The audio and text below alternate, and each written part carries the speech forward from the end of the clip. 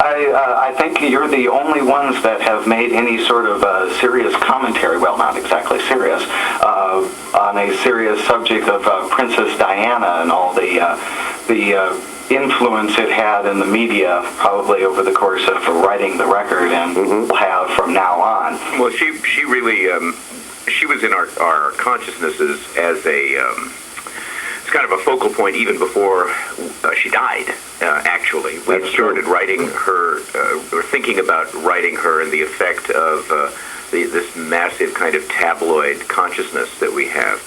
And when she did die, in the process of creating the album, why we were just so astonished at the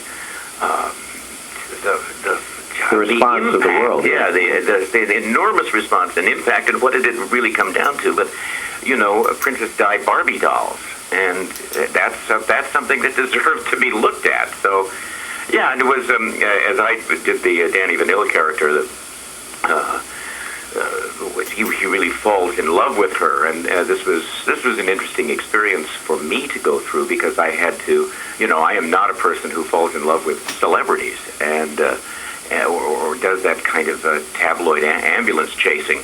And so I had to really dig deep into my own psyche and personality to come up with his relationship with the princess goddess. That was yeah, but of course, it also represented so perfectly the concept of immortality as we express it today, which is to keep these icons alive, as though they're people that we really knew and that we really loved and really lived with, really had affairs with, really had children with. I mean, and in fact, it was a distant person who behaved in a rather wonderful manner in the last part of her life, and showed, became someone that we could worship for good reasons.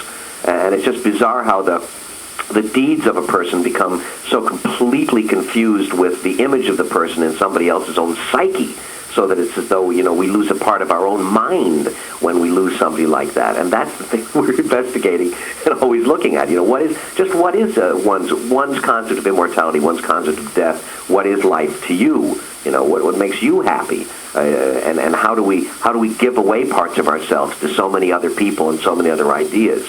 That's one of the more serious themes that we were dealing with in this comedic romp. I wanted to ask a little bit more about the record, but I want to change the subject just for a second. Time's up. I've heard about God's Clowns. I read something about that on the internet. A short film. Was it nominated for an Academy Award, submitted? No, I don't believe so. Steve Sandoz is the creator and writer of this short film that we all acted in. And it's about a monastery where the brothers are dedicated to making God laugh. But he has been putting it forward to entering it in various film festivals, etc. And we have not yet heard of any actual awards. But it is a very delightful film, and everybody who's seen it likes it very much. And of course, we very much enjoyed doing it because we shot it up on Mount Hood in Oregon, in a fabulous ski chalet, which was converted to look like a monastery, and was a wonderfully effective place for us to do our stuff. Didn't take much conversion, you just had to throw out all those snowboarders. Exactly, right. I hear there might be a new tour in the works. In the works is the operative word, yes. We do have a firm date in Santa Barbara on in April the 2nd and 3rd. And so we'll be actually starting with the putting the show on its feet up there on April Fool's Day, which is perfectly appropriate, since that's when we ended the production of the last album, Give Me Immortality or Give Me Death, on Rhino Records. And then we're hoping to get some more dates up and down the coast, the West Coast, prior to an East Coast tour, which will happen a little bit later in the year. I certainly hope we can see you here on the East Coast.